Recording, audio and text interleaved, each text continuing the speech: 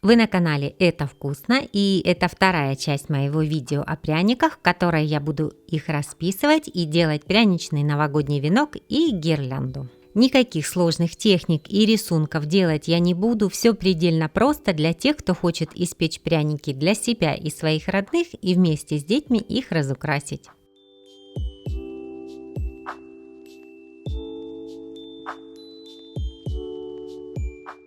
В первой части я рассказывала о том, как приготовить пряничное тесто на карамели, и если вы пропустили это видео, то можете посмотреть его, кликнув по ссылке в правом верхнем углу.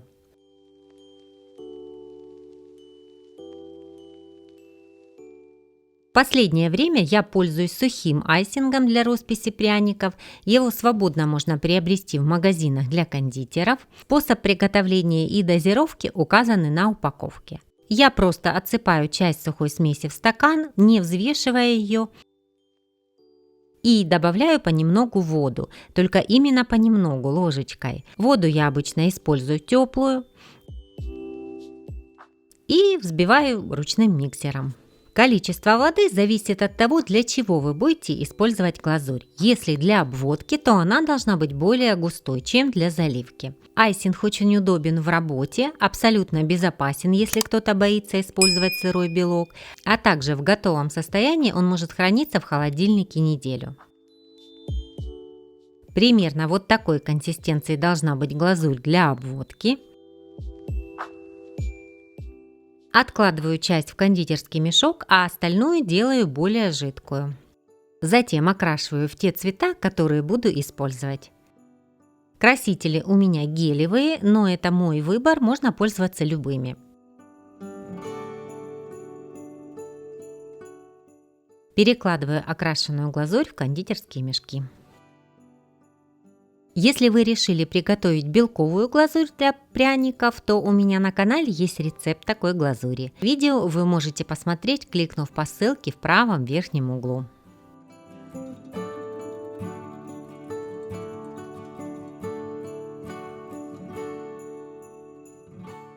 Можно приступать. Обводку на всех пряниках я делаю белого цвета. Дам обводке подсохнуть, сохнет она достаточно быстро.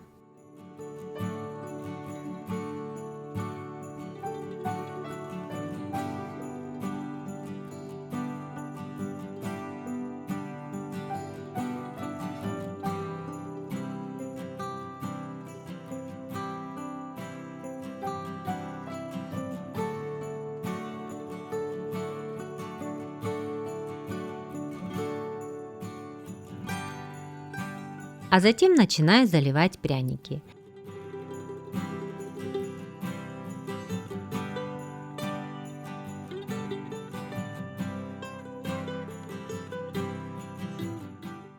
Если разные цвета соприкасаются между собой, то я заливаю сначала одним цветом, даю ему высохнуть, а затем заливаю второй, чтобы цвета не смешивались.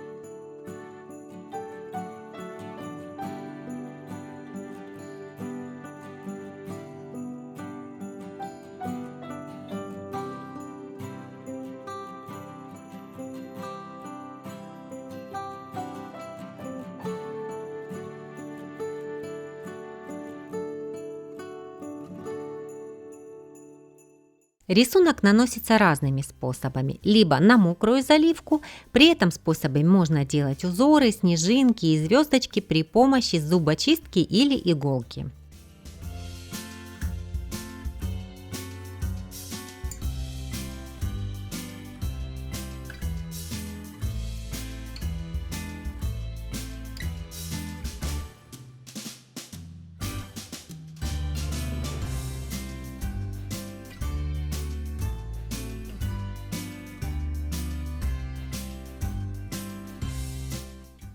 А также можно наносить рисунок на полностью сухую заливку.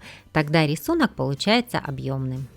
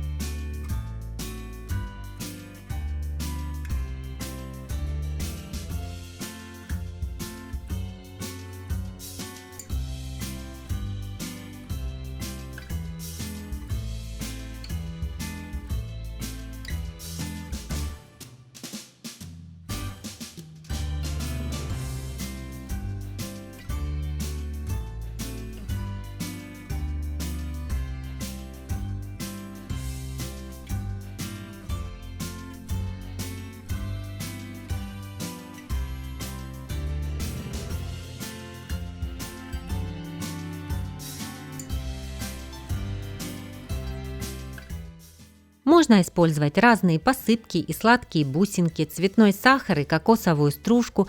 Тут уж дайте волю своей фантазии.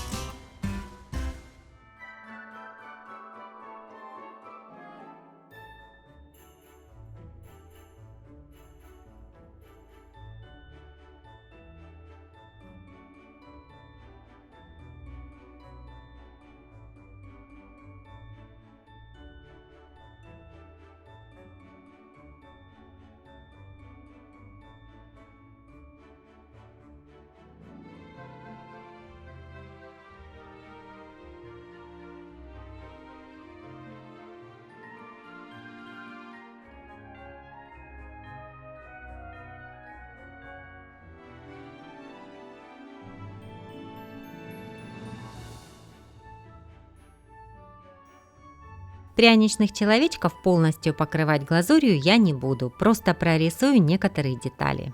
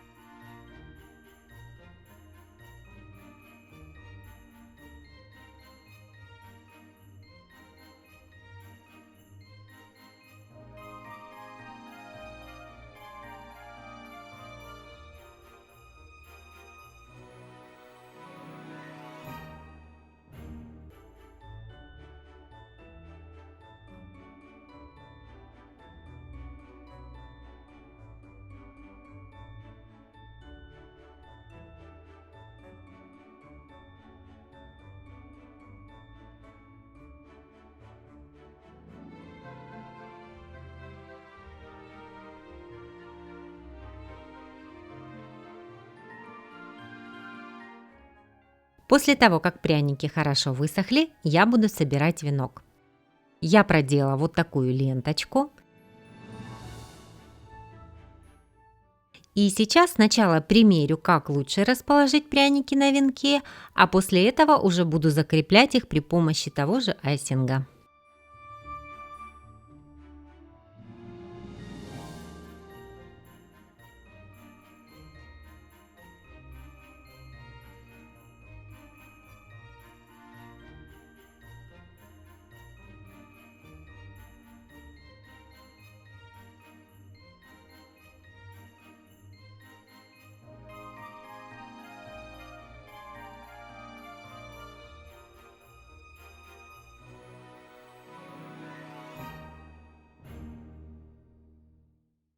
Готово! Все это должно подсохнуть. После чего можно упаковать вино в коробку и подарить своим близким. У меня на канале есть еще один рецепт ароматного и вкусного пряничного теста с добавлением меда. Видео вы можете посмотреть, кликнув по ссылке в правом верхнем углу. В нем я подробно рассказываю все о вырубках, ковриках и вариантах росписи пряников.